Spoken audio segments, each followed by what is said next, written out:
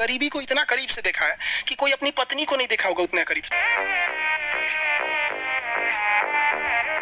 पटना में लड़का जो स्टूडेंट रहते हैं सब, या फिर दिल्ली उल्ली में, ये लोग के पास इतना जगह नहीं रहता है कि दल घोटनी रखे, तो वो क्या करता है, ऐसे गिलास रखे रहता है, गिलास या किसी कटोरा में इस तरह हाथ डाल देगा सर, गिलास या कटोरा में हाथ डाल देगा, अंदर जाके पूरा ना उसमें मल देगा दाल को, वहाँ पे हो गया। अब वैसे तो बिहार का स्टाइल क्या है कि जब दाल बनाएगा ना तो उसमें 2 आलू डाल देगा, दाल बन गया, चावल बना दिए, एक और चावल बन रहा है, एक और दाल और आलू, आलू का बनाएगा चोखा और दाल चावल।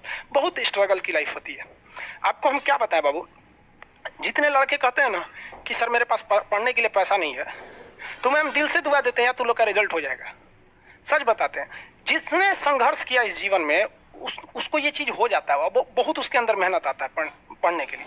जिसके जीवन में संघर्ष नहीं है कभी आगे ही नहीं जा सकता है, कभी आगे नहीं जाएगा जो संघर्ष नहीं किया। आपको लगता है खान सर यहाँ आ गए, भाई आप कभी देखे होंगे ना, हम कुछ सारे गुरुद्वारा जो होता है ना, गुरुद्वारा, उसमें जाके खाना खाएं हम। सोचो गुरुद्वारा में जाके खाना खाएं, वो भी नहीं था मेरे पास। गुरुद्वारा में वो लोग ना गरीब अमीर नहीं देखता है, हिंदू मुस्लिम नहीं देखता है, और वहां जाके वो लोग खाना खिला देते हैं। अनाथ आश्रम में जाके खाए हैं, इसलिए आज भी अपना चलाते हैं। तो ऐसा नहीं है कि किसी को कामयाबी बना के मिलती है, लेकिन जो इंसान मेहनत करेगा ना, उसे कभी कोई आगे बढ़ने से नहीं रोक सकता है। पढ़ाई से मुंह मत मोड़िएगा, समस्याएं आती रहेंगी जाती रहेंगी, आप पे लोग हंसेंगे। याद रखिएगा मेरी बात, जिस पर ये जग हंसा है उसने इतिहास रचा है। हमारे रिलेशन में बहुत से लोग कहते थे कि का ये लड़कवा को पढ़ा रही हैं, क्या करेगा, पढ़ के कोई राजा महाराजा हो जाता है। हाँ, एक को भेजिए कहीं काम वाम करने के लिए, सऊदी उदी भेज दीजिए। मुस्लिम लोग तो ज़्यादातर सऊदी चल जाते हैं, लेकिन मम्मी मेरी नहीं, मम्मी को पथरी था फिर भी नहीं पढ़ा, कहती नहीं बाबू तुम पढ़ो ही पढ़ो।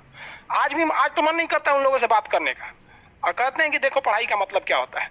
तो इसलिए हम आपको भी कहते हैं, थोड़ी तकलीफ होगी बाबू, आप गरीब घर के होंगे, मेहनती घर के होंगे, थोड़ी तकलीफ होगी, शायद घर से पैसे कम आते होंगे, लॉकडाउन में और कम आते होंगे, तो आप घबराइएगा नहीं बाबू इससे। लॉकडाउन में यदि आपको तकलीफ बढ़ी है तो आप मेरी बात मानिए, आप खुश हो जाइए, बहुत ज्यादा खुश। रीजन समझिए, रेस में जब घोड़ा दौड़ता है ना, तो घोड़े के पीठ पर बैठा हुआ उस घोड़े का मालिक उसे चाबुक से घोड़े को बहुत मारता है, बहुत मारता है, घोड़ा को दर्द होता है। वो सोचता है कि मेरा मालिक हमको तकलीफ क्यों दे रहा है। उस घोड़े को पता ही नहीं है यार तुम्हारा मालिक तुम्हें जिताना चाहता है। उस चाबुक के डर से वो घोड़ा दौड़ता है और लास्ट में वही घोड़ा जीत जाता है।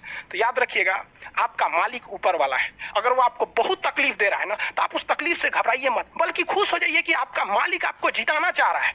जिस घोड़े को चाबुक नहीं पड़ेगा वो कभी रेस नहीं जीत सकता है। तो जिस इंसान को कभी तकलीफ नहीं देगा भगवान, वो कभी आगे नहीं जा सकता है। वो पत्थर कभी नहीं पूजा जाएगा जिसे छीनी हथौड़ी से तराश कर एक मूर्त की मूर्ति न दी जाएगी यहाँ पर। तो आपके जीवन में अगर तकलीफ नहीं आती है तो आप आगे नहीं बढ़ेंगे। और जिन्हें तकलीफ आती है, गरीबी आती है, समस्याएं देखने को मिलती है, पड़ोसी हंसता है, याद रखिएगा एक दिन वही लोग आपका नाम इज्जत से लेंगे वहां पर, और फिर आप उन लोगों से खैर आप माफ कर दीजिएगा, सबको माफ कर दीजिएगा। ये बहुत बड़ा अपने आप में बल है। सबसे बड़ा बल नाभिकीय बल होता है, सबसे बड़ा बल, और सबसे कमजोर बल गुरुत्वीय बल होता है। लेकिन हमारे हिसाब से सबसे बड़ा बल होता है कि जब आप गुनाह न किए हो और आपको सजा दिया जा रहा हो, और फिर आप उसे माफ कर दें। कोई आपसे बिना वजह खफा हो जाए और आप उसे माफ कर दें, ये भाई सब दुनिया का सबसे बड़ा बल है। ये सबके पास नहीं होता है। अगर ये बल आ गया ना तो फिर आप बहुत आगे जाएं। इसलिए तकलीफ नहीं हो जाएगा। बहुत से लोगों का कमेंट देखते हैं, सर हम गरीब हैं, ये बहुत टेंशन नहीं लो भैया तुम लोग।